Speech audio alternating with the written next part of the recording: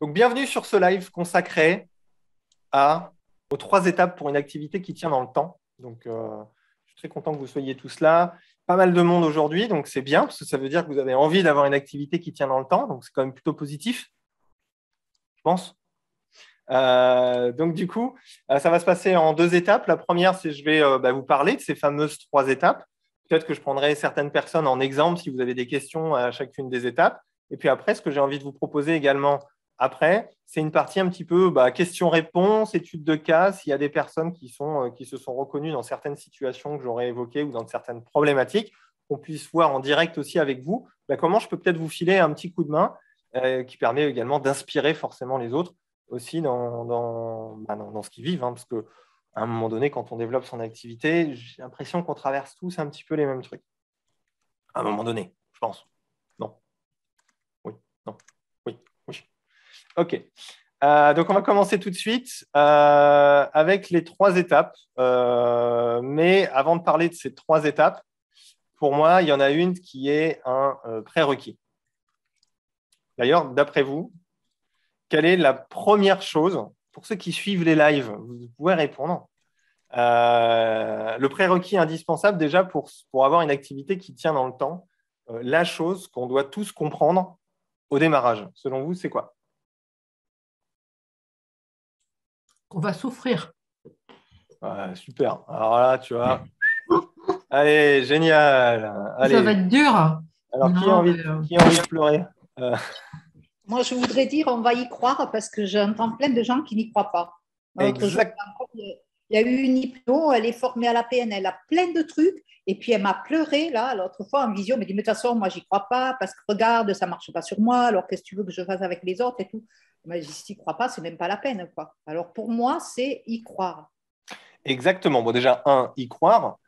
Elon Musk disait qu'un entrepreneur qui a besoin de motivation a très peu de chances de réussir, qui a besoin qu'on le motive. Parce qu'on devrait être déjà motivé à vouloir entreprendre. Et c'est effectivement le premier prérequis, c'est de comprendre. Et ce qu'a dit très bien Laurence dans le chat, c'est savoir qu'on est entrepreneur et pas juste thérapeute. Et c'est pas si compliqué que ça, en fait. On dit toujours, oh là là, il faut que je devienne une espèce de machine, de trucs, je deviens entrepreneur. Non, c'est pas si compliqué que ça, en fait. C'est comprendre qu'on est entrepreneur, c'est comprendre une chose très simple. Et c'est le prérequis de tout ce que je vais dire après, par contre. Donc, c'est plutôt important. C'est comprendre qu'il va falloir développer votre expertise de ce que vous faites et développer votre entreprise, c'est-à-dire communiquer, gérer la compta, enfin bref, votre rythme, le fait que vous soyez tout seul face à ce que vous devez faire. C'est 2 choses, juste qu'il faut comprendre que les 2 choses sont indissociables. Et ceux qui disent se développer, il faut juste être bon et avoir du bouche à oreille, ils oublient qu'ils sont entrepreneurs. Ils l'oublient, tout simplement. Et généralement, ils tournent déjà, donc ils se posent moins de questions aussi. Donc c'est pour ça que je vous dis, alors oui, bien sûr, il faut du bouche à oreille, on va parler de tout ça. Mais c'est bien de comprendre qu'être entrepreneur, c'est aussi se dire où est-ce que j'ai des manques et il va falloir que je me forme ou que j'investisse. Et je ne dis pas dépenser de l'argent, c'est investir, dans le sens où je suis une buse en site internet. Soit je me forme et je fais mon site internet moi-même et j'y passe 6 mois, ou alors je considère qu'il vaut mieux que je sous-traite ça pour consacrer mon énergie à faire autre chose. C'est un exemple. Mais c'est déjà le prérequis de tout ce que je vais dire, c'est comprendre qu'on a cette double casquette et que les 2 sont indissociables. Vous êtes d'accord avec ça? Enfin, vous êtes OK avec cette information-là? Ou il y a quelqu'un qui dit non, on n'est pas entrepreneur et je ne veux pas être entrepreneur. Vous avez le droit. Hein. Vous avez le droit. Non? Bon, d'accord. Je vais vous donner un petit exemple de quelque chose, enfin, même pas un exemple, une analogie que j'aime beaucoup, qui est souvent on veut devenir indépendant pour être libre. D'accord? Qui a envie d'être libre? Qui a décidé de faire ce métier pour avoir plus de liberté dans ce qu'il fait? Ouais, Oui. ouais, ça lève pas mal la main, là, j'ai l'impression quand même. Oui, parce qu'on se dit, je vais aider des gens et je vais être libre. Vous l'êtes. Sauf que la liberté, c'est comme la vie, c'est comme un jeu. Et un jeu, il y a des règles. Et on ne peut pas jouer, on ne peut pas s'amuser si on ne respecte pas les règles. Je ne sais pas vous, mais les tricheurs, moi, ça me va. Donc, du coup, il y a des règles. Et il y a des règles en étant entrepreneur, comme il y a des règles en étant salarié. Et c'est juste accepter les règles du jeu que de devenir entrepreneur. D'accord? Et j'aime bien moi, je l'aime bien, cette analogie. Parce que si être entrepreneur, c'est un jeu et ça a juste des règles différentes que quand on est salarié, bah, ça reste un jeu quand même. Non? C'est sympa quand même, non? Non? Bon, tant pis. Bon, bah, je la balance à la poubelle alors. Je mets bien. Mais en tout cas, c'est ça. Pour moi, le prérequis de base, mindset, entrepreneur, et accepter les règles du jeu de l'entrepreneuriat. Et oui, les clients, il va falloir les trouver. Et oui, et le développer en parallèle de votre expertise. Donc, les 3 étapes, et je vais faire un brainstorming pour commencer, parce que j'aime bien avoir votre avis aussi sur le sujet, voir ce que vous me racontez. Michel, elle se marre depuis tout à l'heure. C'est quoi pour vous les 3 étapes d'une activité qui tient dans le temps? Maintenant qu'on a dit qu'il fallait être entrepreneur. Ouais, utiliser le chat ou même parler, c'est cool. On est là pour échanger, pour travailler ensemble et avancer ensemble. Un avis? Il va y avoir de la prospection. On va avoir de la prospection, ouais. Alors, Allez-y en vrac. Toujours être en recherche de nouveaux clients. Un site internet. OK. Donc, je redis, les 3 étapes d'une activité qui tient dans le temps. Ce n'est pas comment je fais pour trouver des clients tout de suite. C'est l'idée de la pérennisation d'une activité, de quoi on a besoin. La communication. de se remettre en question. Remettre en question. Ouais. Ça, c'est la partie mindset, à mon sens, qui va dans la partie entrepreneur. Je pense que c'est important de se remettre un petit peu en question, mais pas trop, parce que sinon, on sombre dans l'enfer du doute permanent.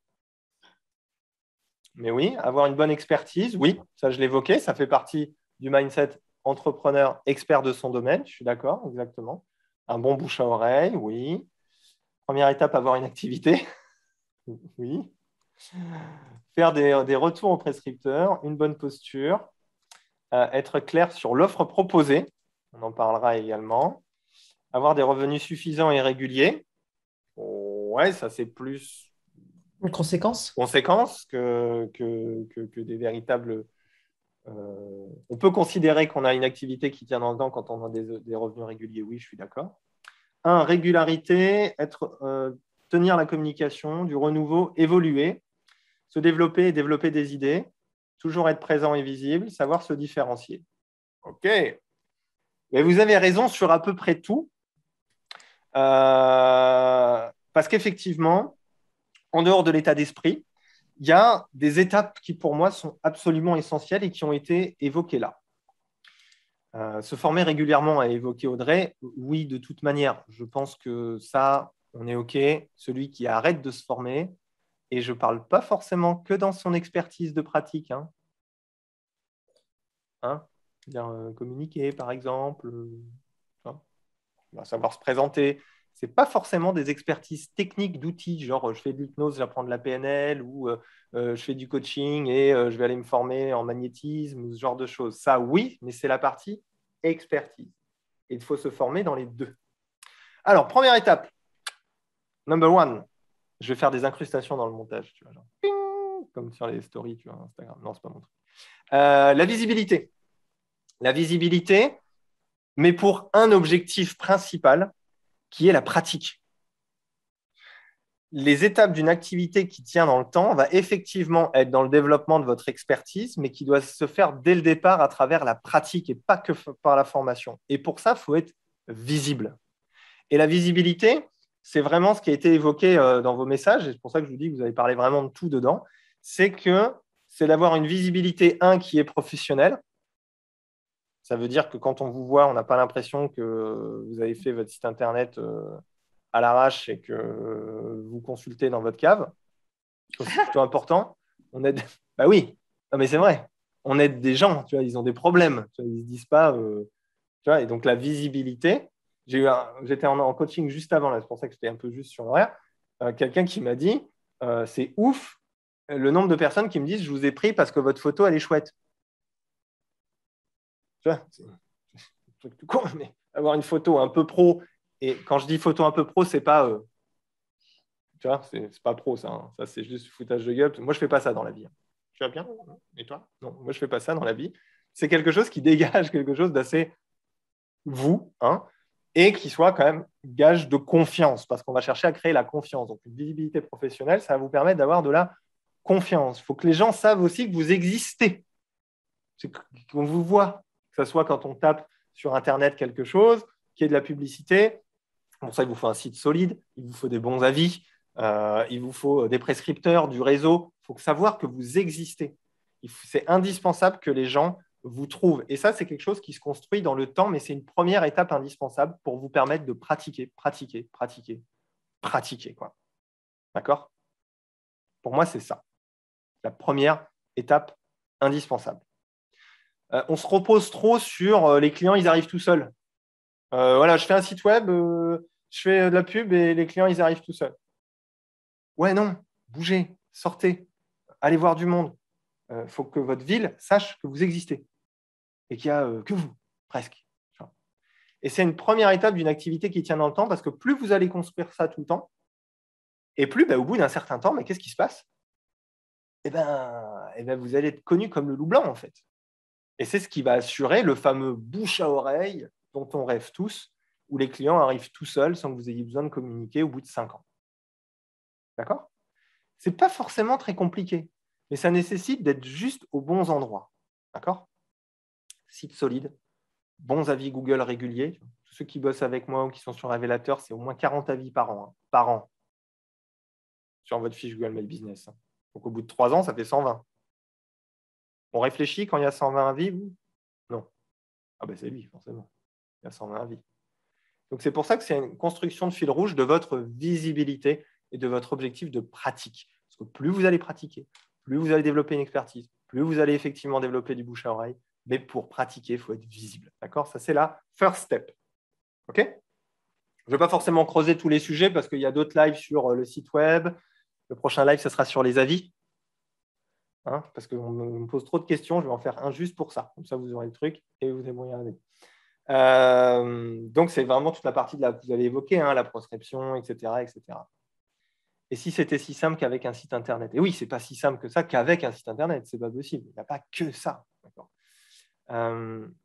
Je ne suis pas d'accord que l'on peut arrêter de communiquer au bout de 5 ans. Je n'ai jamais dit qu'il fallait arrêter de communiquer, Laurence. Pour moi, une entreprise qui arrête de communiquer, c'est une entreprise qui meurt. Et vu que vous êtes entrepreneur, après, il y a peut-être moins besoin de communiquer. Après, vu les concurrences et ce genre de choses qui se développent, le souci de visibilité doit être quand même un fil rouge, d'accord? Un véritable fil rouge de votre activité tout le temps. OK? Deuxième étape, et celle qui est complémentaire à la première et qui manque beaucoup, beaucoup, beaucoup, beaucoup. Savoir se présenter. Ouais. C'est bien joli d'être visible, d'avoir un site web, mais s'il est chiant à crever, vous n'allez pas ramener beaucoup de monde en fait. Je vous mets au défi de regarder vos sites internet. On pourrait prendre quelqu'un en exemple, là, juste pour le mettre sur le grill. Et de voir si vous parlez de votre client ou si vous parlez de vous. Très sympa. Hein. Réalisez votre site web et posez-vous la question. Je suis en train de parler de moi, de ma pratique, de ce que je fais, ou je suis en train de m'intéresser à l'autre ou d'essayer que l'autre s'identifie à ce que je suis en train de raconter. Et ça, c'est ce qui pêche énormément. Parce que souvent, dans notre communication et dans notre manière de présenter, on ne sait pas trop faire, on part rarement de l'autre. Par exemple, en hypnose, parce que je pense qu'il y a beaucoup d'hypnose ici, pas que, mais il y en a, on va commencer à parler de sa pratique, en quoi l'hypnose est géniale, en quoi ça peut aider, etc., etc. Mais on ne va jamais partir de l'inverse. On ne va jamais partir de ce que vit la personne en face de nous qui est notre interlocuteur. Et c'est parce que ça, on ne l'apprend pas. Et c'est pour ça, quand je parlais de la partie formation, se former à ce genre de choses et apprendre à le faire au quotidien, c'est absolument indispensable. D'accord? Pour rendre ce que vous faites attractif. Et pas juste un truc plat et un peu chiant. Le nombre d'ateliers que je vois, salut, atelier sur la confiance en soi. Ouh, elle est sexy, hein? Moi, j'ai envie d'y aller, hein, grave. Non, pas vous? Alors que si on s'intéressait à des éléments de contexte, à des situations, à ce que vit l'autre, tu vois, comment gérer une situation conflictuelle avec son conjoint ou des trucs comme ça. des choses plus précises, plus contextualisées, où la personne peut s'identifier, on peut s'intéresser à l'autre, tout de suite, on va devenir plus attractif, plus convaincant. Et pour moi, une étape indispensable d'une activité pérenne, c'est d'apprendre à rendre attractif ce que l'on fait, apprendre à se présenter, à mettre du vous dans ce que vous faites. Et ça sera votre capital à vie. Quand vous savez faire ça, c'est bon, quoi. Donc, si on couple, je sais me présenter en étant moi-même et sans essayer de vendre, vous m'avez compris, pour ceux qui me suivent, vous avez compris, l'idée, ce n'est pas de vendre, l'idée, c'est de rendre la chose attractive. Vous couplez ça avec une expertise de votre pratique, vous avez beaucoup moins de soucis à vous faire sur une activité pérenne parce que vous pourrez toujours attirer des gens pour qui vous êtes et ce que vous proposez. OK ? C'est vraiment ce travail de pitch, en fait. J'ai eu une question de la semaine dernièrement. C'est quoi ton job ? J'avais posé ça sur le groupe privé de travail. C'est quoi ton job ? Vas-y, réponds. On a rigolé un petit peu. Parce que c'est super dur. Et on a travaillé là-dessus, à se présenter, à intéresser l'autre, à le rendre attractif, à le rendre intéressant, sans se corrompre, on se tord, mais en partant de vous. Et ça, c'est très souvent ce qui pêche beaucoup dans la communication et qui empêche d'arriver à une étape pérenne, c'est qu'on ne s'intéresse pas à cette partie-là. D'accord ? Qui a envie de tester, de présenter son activité, juste pour qu'on apprenne ensemble ? Vas-y, volontaire. Catherine, allez, vas-y. C'est Catherine ou Claire ? Catherine. Non, c'est Catherine. Claire, c'est le nom de famille. C'est le nom de famille, d'accord. Je demande parce que des fois, c'est inversé. Ouais. Donc, tu veux que je présente… C'est quoi ton job ? Mon job, c'est d'aider les autres à aller mieux. Donc, je suis hypnothérapeute et j'essaye de trouver…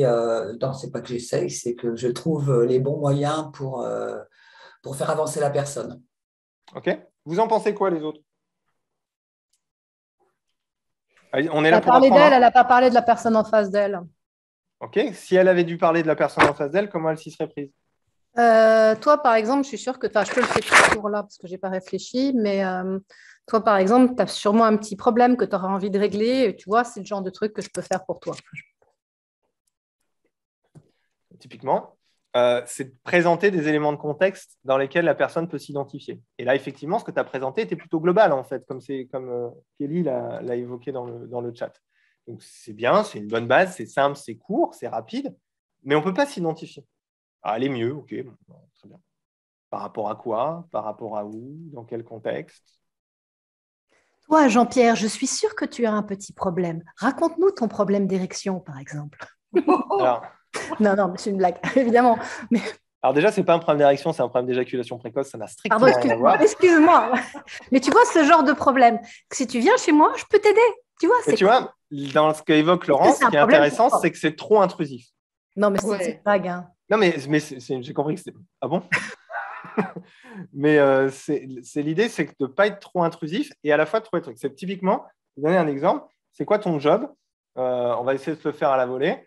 C'est, par exemple, moi, mon job, c'est aider des personnes qui, dans leur quotidien, ils rencontrent en fait des situations où ils sont un petit peu en boucle. On a tous ce genre de choses-là. Je ne sais pas toi, mais on a tous un moment où on va toujours sur le même comportement, où on a toujours la même réaction émotionnelle. C'est genre un parent qui va toujours péter un plomb avec son gosse alors qu'il se dit « merde ».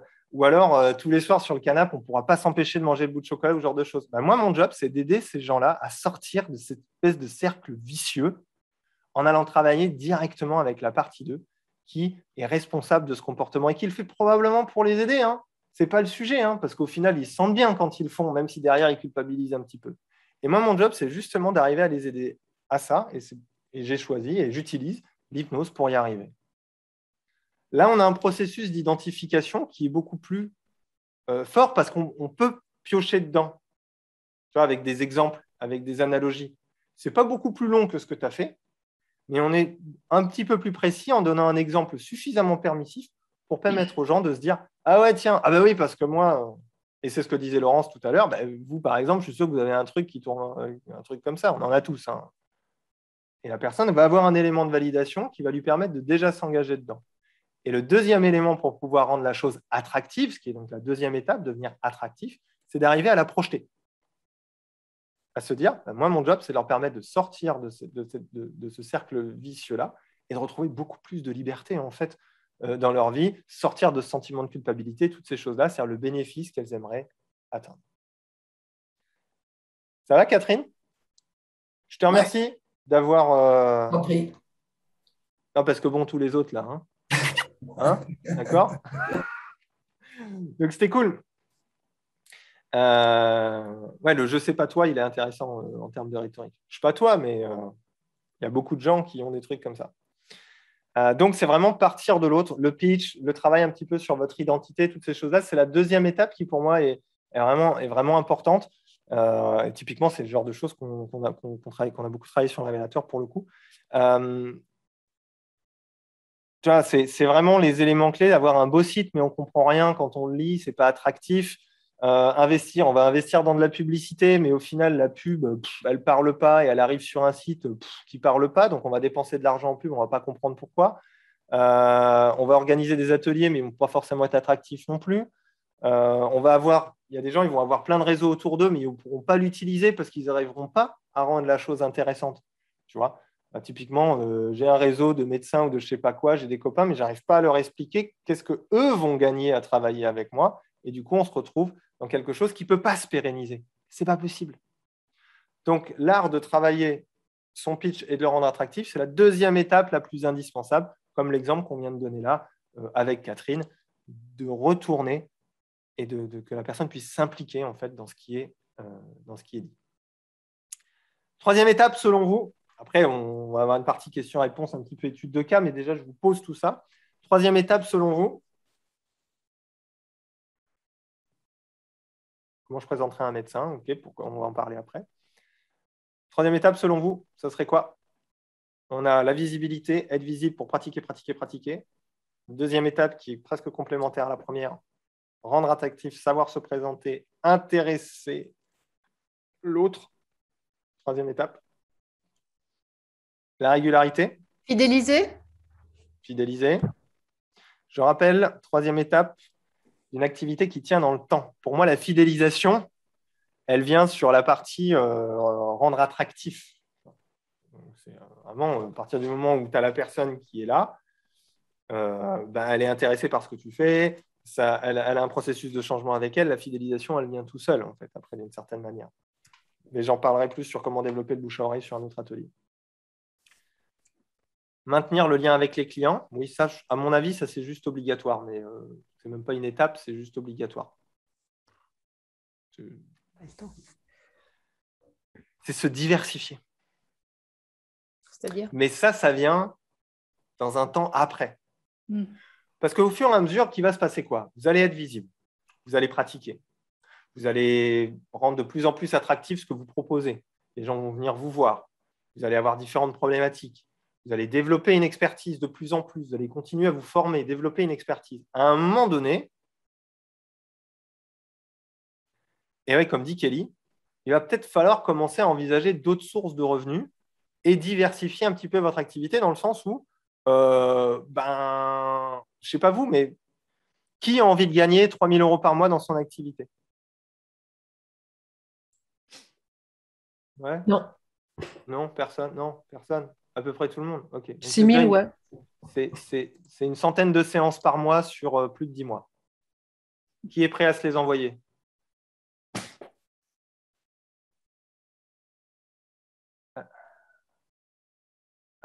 Compliqué. Hein. Donc, du coup, moins de monde, bizarrement. Il n'y a plus de mains qui se lèvent, il n'y a rien du tout. C'est drôle. Hein. Donc, pour une activité qui tient dans le temps, c'est ici une activité qui va vous respecter. Parce que plus vous allez avancer, et plus également, d'une certaine manière, il y a des sujets que vous aurez plus envie d'accompagner, ou moins, ou certains sujets que vous aurez plus envie d'accompagner, et peut-être sous des formes différentes, avec des stages, avec des ateliers, des programmes d'accompagnement, pour certaines personnes, sur des choses qui vont aller en ligne. Mais c'est une activité qui tient dans le temps, c'est une activité qui, à un moment donné, évolue, se diversifie, qui va plus dans une démarche d'entreprise, d'entrepreneuriat. En fait. D'accord? Où on va avoir un panel de produits à disposition. Ça vous parle? Non, je ne comprends pas. Vraiment, en plus, je suis sérieux, je ne comprends pas ce que tu dis. Tu regarderas le replay, Laurence. Non, blague à part. En fait, L'idée... Oui, vas-y. En fait, ce que tu veux dire, c'est que, par exemple, au début, on va avoir tendance peut-être à privilégier les rendez-vous en indiv, en cabinet. Et une fois que l'expertise et, on va dire, la communication et l'essor va se faire, peut-être démarcher les entreprises, faire des journées bien-être ou des stages, voilà, avoir plusieurs vecteurs Oui, de rentrée, c'est ça? exactement. Plusieurs vecteurs de rentrée pour une diversification de la répartition de votre énergie également, augmenter substantiellement vos sources de revenus, parce que ceux qui ont envie de se faire 100 séances par mois, il n'y a pas de souci, faites-les, d'accord, pendant les 15 à 20 prochaines années. OK? C'est cool? C'est moins sexy, là, tu vois. On est sur une étape un peu plus loin, là, hein.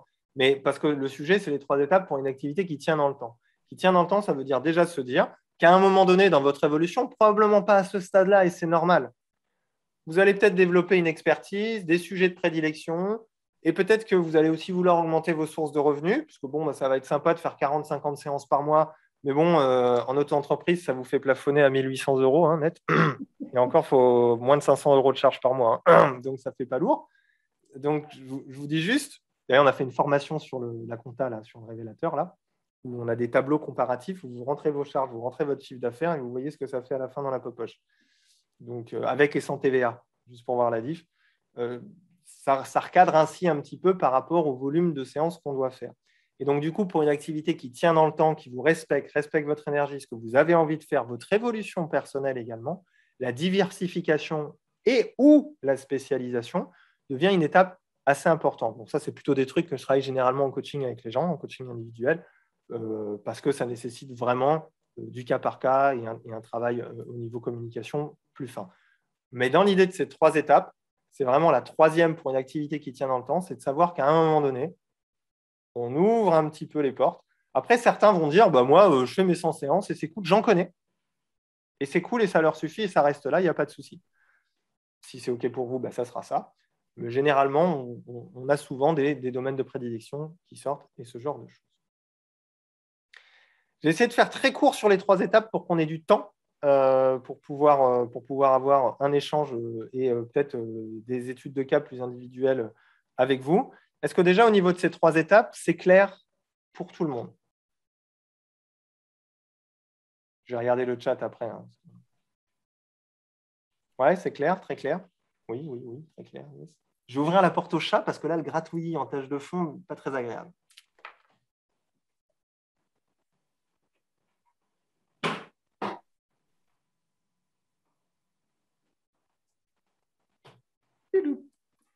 OK.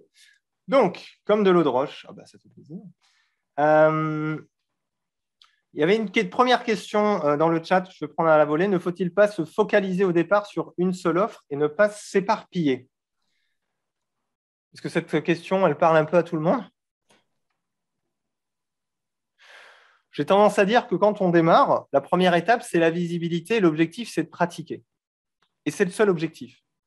Donc, à partir du moment où c'est le seul objectif, que votre visibilité soit à travers des ateliers qui vous ramènent du monde en séance, ou de la publicité sur Internet qui vous ramène du monde en séance, ou un lâcher de flyer avec un avion au-dessus de votre ville, on s'en fout. L'objectif, c'est de pratiquer.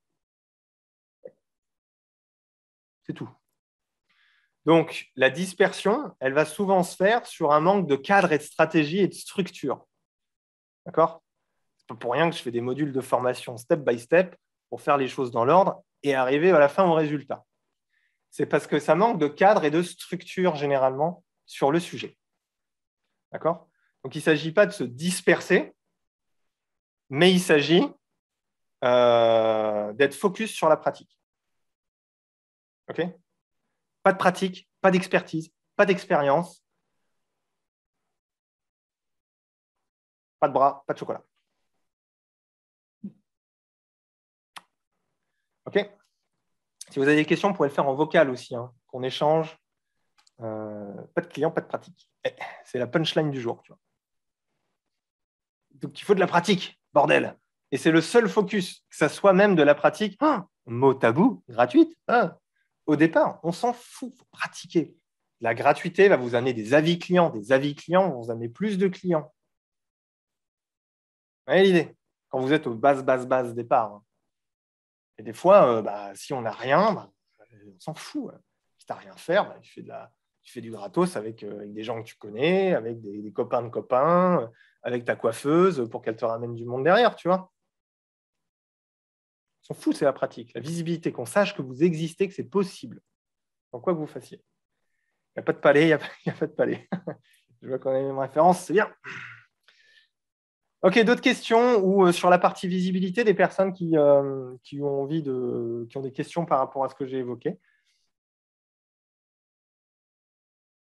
que ce soit dans le chat ou en vocal, allez-y. Ceux qui veulent parler de leur situation, qu'on peut prendre en étude de cas. Non, ça va? Tout va bien? Moi, je veux bien, Vas-y.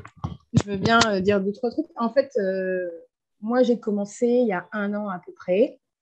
Ça a très bien démarré jusqu'à cet été où j'ai commencé à avoir un peu moins de monde cet été, mais quand on regarde les avis des autres hypnos, l'été c'est plutôt calme, donc je ne me suis pas trop inquiétée. Et puis là, septembre ça a rebaissé, octobre ça rebaisse, donc je me dis bon, qu'est-ce qui se passe? Alors après, voilà, tu parlais d'ateliers et choses comme ça. Moi j'avais fait des flyers, mais autant dire que les flyers c'était plus une dépense inutile puisque je n'ai aucun retour. Pourtant, je faisais une promo sur les flyers pour que les gens, du coup, ça amène du monde aussi, mais je n'ai aucun retour. Ça va faire 3 mois que je n'ai rien du tout. Et là, je suis en train de mettre en place du coup, des ateliers avec le maire adjoint de ma commune. Et je ne sais pas si dans ta région ou dans vos régions, vous avez ça. Nous, on a des intercoms ici, entre plusieurs communes, en fait. Et donc, du coup, je travaille aussi. Je suis en train de mettre en place des ateliers avec des intercoms pour pouvoir travailler dans plusieurs villes autour de chez moi. Donc, okay. Voilà. J'espère que ça va faire développer mon activité, mais voilà. Alors, c'est intéressant parce qu'il y a les deux premières étapes qui se chevauchent, c'est-à-dire de la visibilité, c'est-à-dire qu'est-ce que je fais pour être visible. Donc là, tu parles de flyer, tu parles d'organisation d'ateliers. Moi, je vais t'amener sur la deuxième étape. C'est comment tu le rends sexy et attractif, ton truc. C'est-à-dire le flyer, ok, c'est bien. Et il y a quoi dessus? Il y a tout, en fait. Et donc, il n'y a rien. En fait, il y a peut-être trop, du coup. Ouais. Et donc, il n'y a rien. Parce que du coup, il n'est pas attractif. Oui, d'accord. Et alors, ça serait peut-être même presque intéressant de l'analyser pour voir ensemble comment on pourrait l'améliorer, par exemple. Mais tu vois, dans l'idée, c'est qu'est-ce qui fait que la personne qui va voir le flyer, elle va se dire « Oh putain, cool !» Ouais. Alors ça, c'est mes mots à moi. Les gens ne disent pas tous « Oh putain, cool !» Ouais, non. Mais ils se disent « Ah ouais, tiens !» Pareil, la question qu'il y a, est-ce que c'est par exemple de proposer des soins gratuits dans son village avec des flyers ou ce genre de choses? Pourquoi pas? Mais il faut mettre un cadre à la gratuité. Qu'est-ce qui fait que là, c'est gratuit et pas une autre fois? Parce que sinon, je vais attendre la prochaine fois que c'est gratuit pour venir te voir. Ouais. Donc, c'est une question de comment on présente les choses et comment on les rend attractifs. Je veux dire, une gratuité, si tu as l'impression que c'est l'occasion de ta vie, tu vas y aller. Si tu as l'impression que c'est un mec en galère qui propose du gratuit parce qu'il cherche à travailler, tu ne vas pas y aller. Et là, on est sur l'étape 2 de l'attractivité et de s'intéresser à l'autre. Tu vois ce que je veux dire? Oui. Par exemple, sur ton événement que tu es en train d'organiser, c'est un événement sur quoi et comment tu l'as intitulé? Alors, on a 2 choix. En fait, il y a une partie parce qu'ils sont en train de faire tout un projet sur la parentalité. Et donc, du coup, moi, je n'ai pas encore trouvé le titre exactement parce qu'ils ont leur projet et moi, je m'intègre à leur projet. En fait, c'est eux qui vont proposer des ateliers, soit avec que les parents, où je leur donne des astuces, mais des choses pour les aider sur certains thèmes. Comme le sommeil, les cris de déchargement du soir, les choses comme ça. Et on est en train de mettre en place des ateliers parents-enfants, du coup, pour essayer de gérer les ateliers ensemble et que ça leur fasse une complicité en même temps et qu'en plus, ils puissent trouver des choses qui vont les calmer, les détendre le soir ou la journée, calmer les crises de colère sans que le parent ne s'énerve, ou des choses comme ça. Donc, on est en train de mettre ça en place. Et puis, il y a d'autres ateliers que je suis en train de mettre en place. Ouais. En une phrase, je fais un atelier aussi sur la découverte de l'hypnose parce que je trouve qu'il y a beaucoup de gens qui ont peur de l'hypnose. Ok. Alors là, par exemple, typiquement, le premier long, un peu flou. Vous en pensez quoi? Après, en même temps, tu n'as pas travaillé ton titre, mais c'est juste pour l'exemple. Parce que c'est intéressant de voir comment on peut faire évoluer et ça va probablement t'aider. Là, j'ai compris, parentalité, gestion de la colère. OK? Donc, si on rend un atelier attractif, on va le rendre attractif sur un titre court, percutant, qui vient souligner un problème ou une solution, c'est-à-dire un processus de transformation. OK. Typiquement, je ne sais pas me présenter, j'arrive à me présenter de manière fluide et alignée avec qui je suis. D'accord? En m'intéressant à l'autre. Si je devais faire un AB de ce que je propose, par exemple, ce serait ça. Ici, là, dans ce cadre de cet exercice-là. Et là, c'est un AB aussi. Je pète un plomb avec mes gosses. J'arrive à gérer l'éducation de mes enfants de manière calme et posée. Et tu as déjà un titre là. Éduquer mes enfants de manière calme et posée. Entre parenthèses, j'arrête de péter les plombs. C'est un titre d'atelier, ça. Et ça marche, il est c'est bien, la du monde, tu vois. Mais je pense que c'est flou dans mon explication parce que c'est encore flou pour moi aussi à ce moment-là. Et je pense que ça joue beaucoup quand nous, on est flou. Et exactement. Du coup, mais ce qui est flou, c'est avec qui tu as envie de travailler et quel problème tu as envie de résoudre. Ok. C'est ce que je dis tout le temps dans les structurations d'ateliers. C'est à la fin, la personne retient quoi et pourquoi elle vient. Pourquoi elle vient? Tous les soirs, je pète un plomb quand mon gamin il tape une crise. Ok, donc déjà, c'est ça le sujet. Qu'est-ce que je lui propose comme solution? C'est sa solution. C'est pas ta solution qui l'intéresse. Ta solution, on s'en fout complètement. Ce qui l'intéresse, c'est vers quel état d'être tu as envie de l'amener. Ouais. Et ouais, lui, ce qui l'intéresse, c'est je veux pouvoir éduquer mes gosses sans péter les plombs. Ça peut être un titre d'atelier. Mais après, c'est marrant parce qu'on va vraiment vers ceux qu'on connaît, parce que moi, j'ai 2 enfants et 2 enfants où des fois, le soir, je pète un plomb.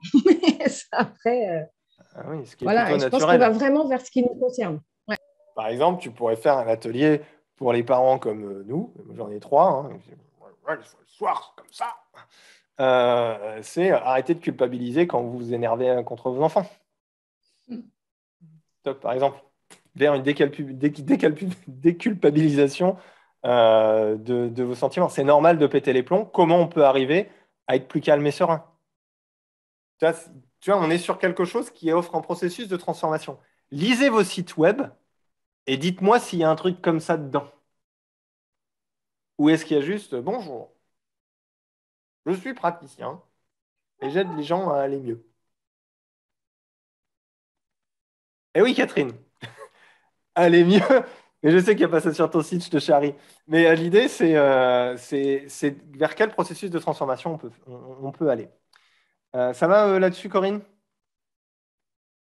Il y a d'autres questions, donc je vais avancer. Je vais remonter. Partout. Les soins gratuits, j'ai répondu. Aller développer l'activité dans les zones désertées au niveau médical. Il faut du réseau et de la tchatch. Réponse courte, c'est du réseau, de la tchatch. Les zones isolées, ça fonctionne, hein, mais il faut montrer patte blanche à fond la caisse et ça dépend un peu des mentalités aussi. Hein. Parce qu'il y a des endroits où tu vas pouvoir te développer, on va t'accueillir les bras ouverts. Il y a des endroits où on va dire c'est de la magie ton truc là. Donc ça va dépendre des coins. Et là, pour le coup, c'est vraiment par expérience, que ce soit moi ou les clients que j'ai pu avoir. Donc clairement, tu peux nous aider dans ce sens-là. J'en parlerai à la fin, Bernard, si tu veux, si tu veux savoir comment je peux vous aider.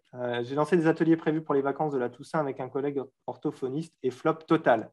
Pareil, probablement que ça serait intéressant, Bernard, de se poser la question comment tu as présenté ton atelier et 2, comment les gens ont su que ton atelier existait. Et là, on est sur l'étape 1 de la visibilité et des choix des moyens de communication.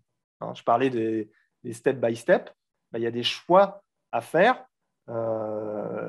sur comment je communique et quels sont mes canaux de communication que je décide d'utiliser. Donc, on est vraiment sur le fond, la visibilité, mais également la manière de présenter les choses, comme on l'a fait là avec Corinne, par exemple, pour le rendre attractif, pour le rendre percutant, sans forcément rentrer dans du marketing tout pourri. On dit juste les mots de ce que vivent les gens. C'est tout. Ouais. Puis, on ne vend pas des baskets, nous, on vend une relation. Hein, donc, on ne peut pas faire...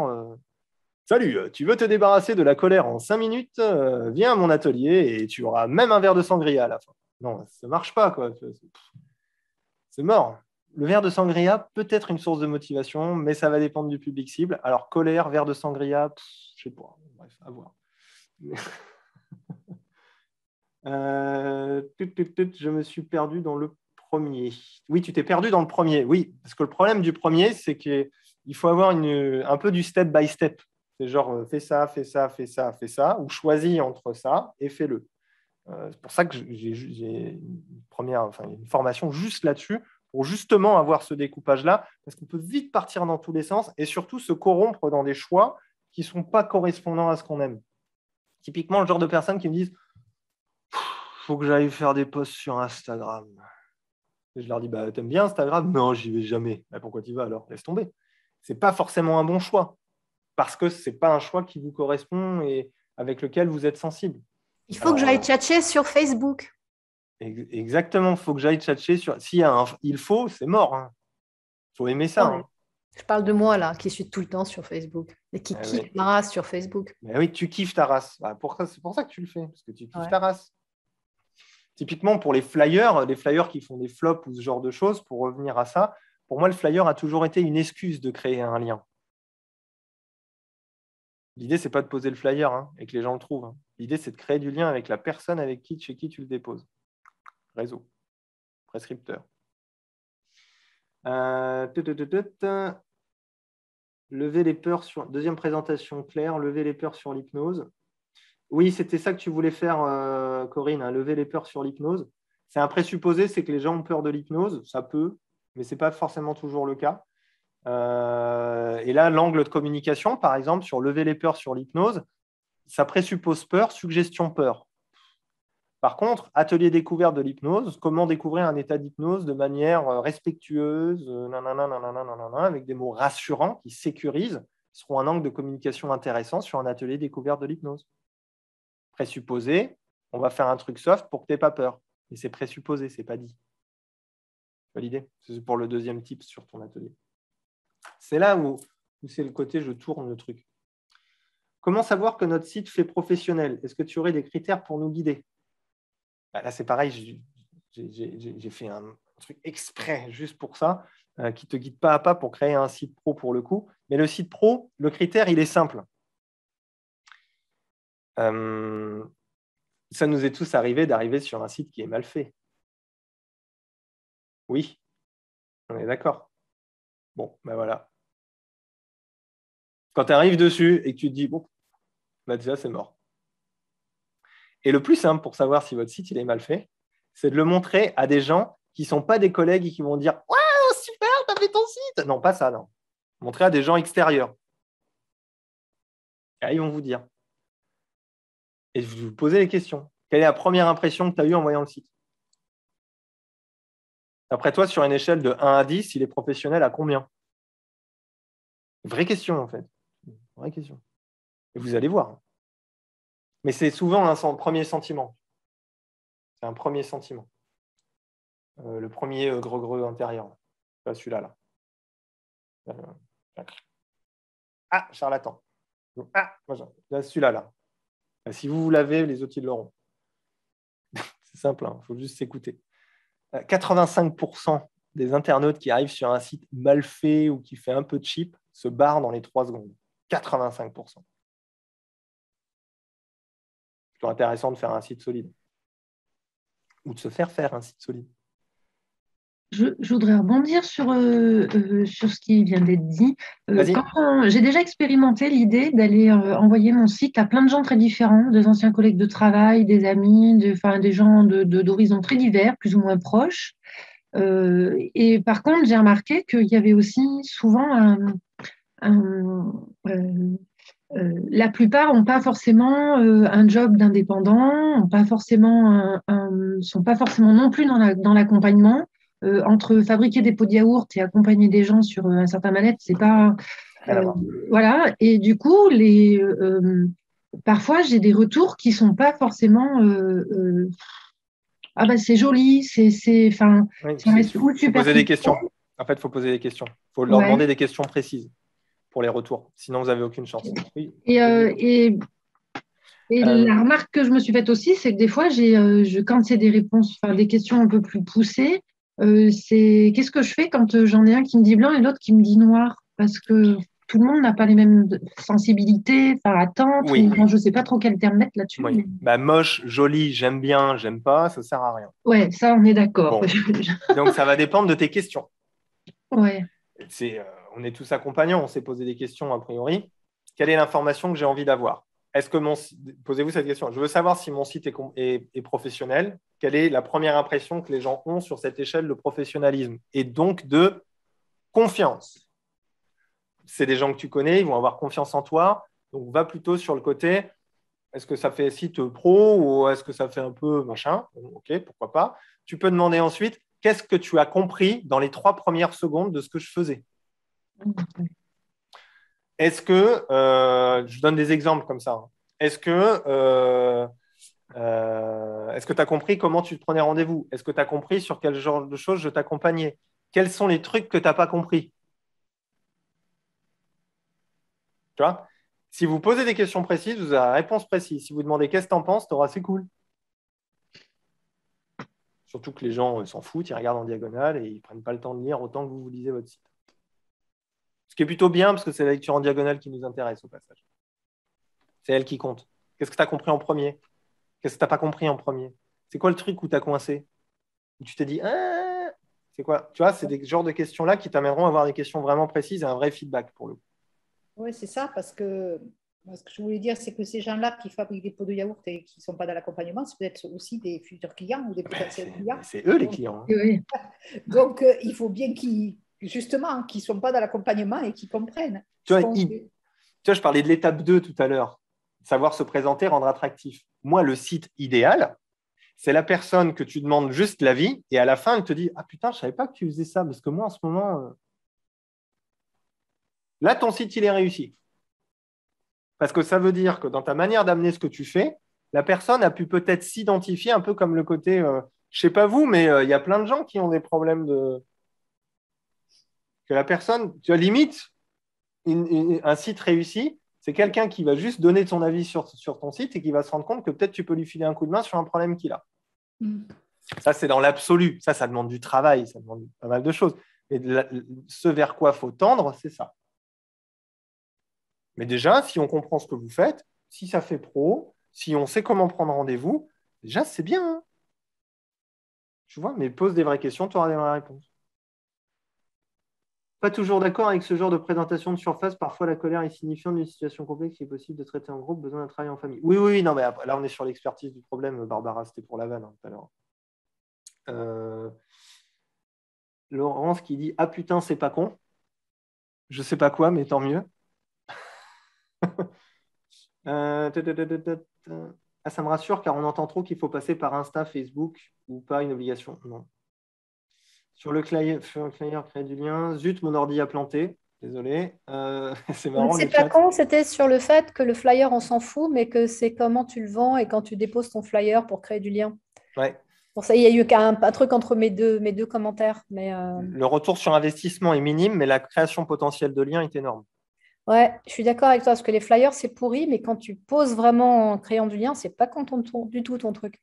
C'est ce que j'ai fait pendant des mois sur La Rochelle, et à la fin, tout le monde savait que j'existais. Hein.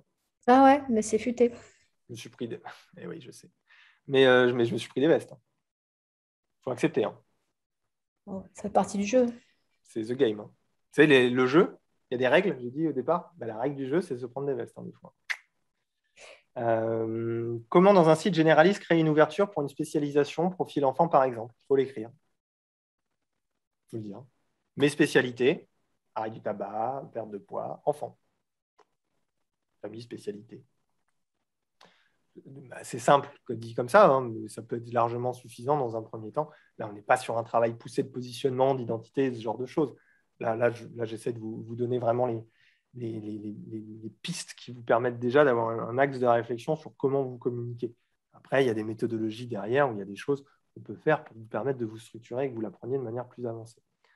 Est-ce que vous avez d'autres questions ou d'autres sujets par rapport aux 3 étapes? Je pense surtout les 2 premières, parce que la 3e, on est plus sur des personnes qui vont être avancées vers une recherche de spécialisation, qui ont déjà une expertise, un cabinet qui tourne, mais plus sur les 2 premières étapes ou sur la partie mindset. Est-ce que vous avez des éléments d'interrogation ou des situations que vous aimeriez nous partager?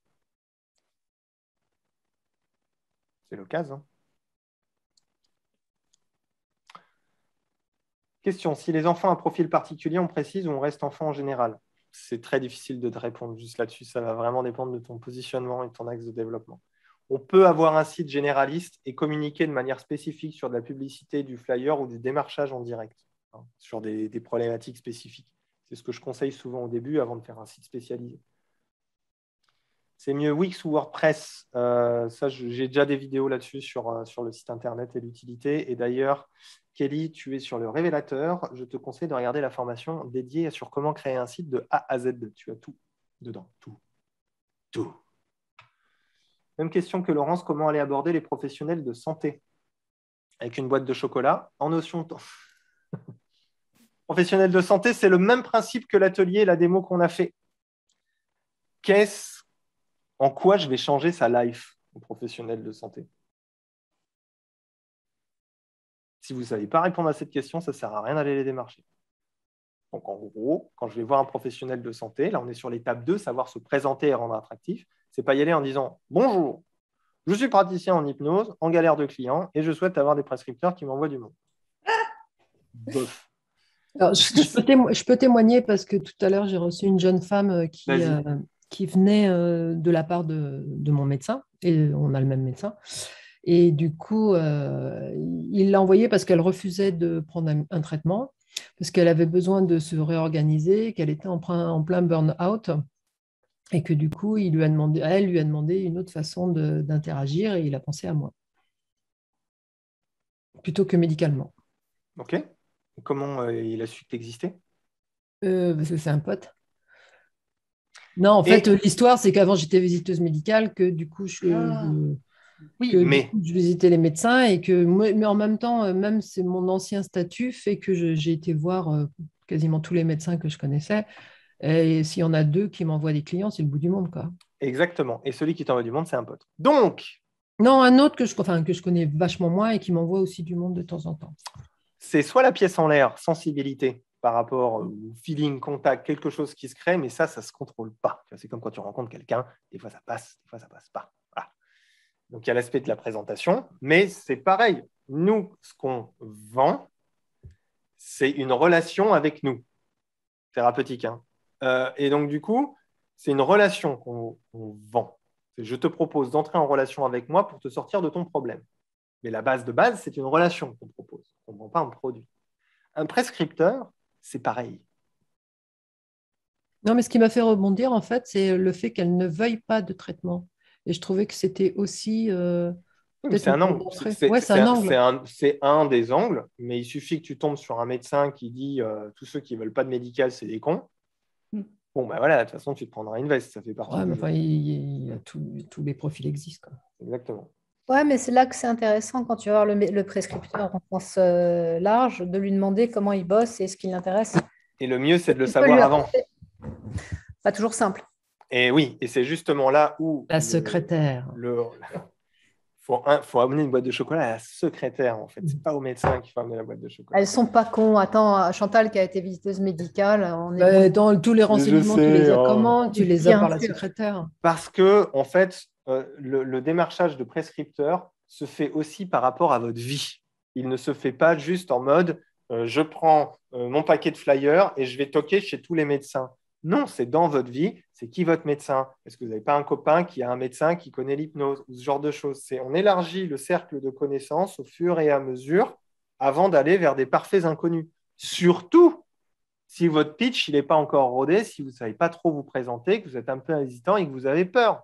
C'est toujours plus facile de dire « Ah, mais je connais votre beau-frère, il m'a dit que l'hypnose, ça peut vous intéresser, je voulais savoir si vous voulez qu'on en parle. » Ça sera toujours 1000 fois plus simple d'avoir un lien déjà avec la personne pour pouvoir ouvrir le dialogue, plutôt que de prendre son paquet de flyers. Donc, c'est dans la vie que ça se passe. J'ai toujours cet exemple-là qui est dingue. Ma compagne, elle a eu un prescripteur qui lui a envoyé, mais ça lui a fait son câble pendant 6 mois. Les 6 mois de lancement, il lui a envoyé la terre entière, c'est-à-dire 3-4 clients, 5 clients par semaine. C'était le psychomotricien de notre fils. Lien, relation, échange, papotage, la vie en fait. Et il n'y a pas que le pitch. Oui, il y a le pitch. Mais en démarchage sauvage, ça sera beaucoup plus difficile que si vous avez déjà un lien. Ça fait partie des step by step que j'évoque et que je propose. Elle faisait de l'hypnose à l'époque. Après, si je puis me permettre, j'ai une petite expérience là-dessus. Moi, dans mon secteur, j'ai démarché pas tous les médecins, mais beaucoup. Et on m'a très peu envoyé de clients, plus les infirmières libérales, par exemple. Oui, mais c'est là où miser là-dessus, sur des gens que tu ne connais pas, ça va être très compliqué. Après, moi j'ai une entrée, c'est que mon beau-père, il est médecin et ma mère, elle est infirmière. Donc, souvent, j'arrive à rentrer comme ça. Mais ce n'est pas pour ça qu'ils m'ont envoyé plus de personnes. Je parle des médecins, moi. Oui, bien sûr. Mais des fois, ça ne prend juste pas aussi par rapport au pitch. Et là, on en revient à l'étape 2, qui est à rendre attractif ce que tu proposes. Quelle est l'épine du pied que j'enlève au médecin? Pour te la faire courte, le médecin, il a des patients. Alors, caricature, hein. Okay. J'ai des clients, des patients relous. Ceux-là, ils reviennent, je ne sais pas quoi en faire, je n'arrive pas à les aider, j'ai envie de m'en débarrasser. Putain, j'ai un psy qui fait ça. Toi, tu as une possibilité de lui enlever cette épine du pied. Il va te les envoyer. Mais si tu n'arrives pas en lui disant, voilà, moi j'aide sur cette épine-là,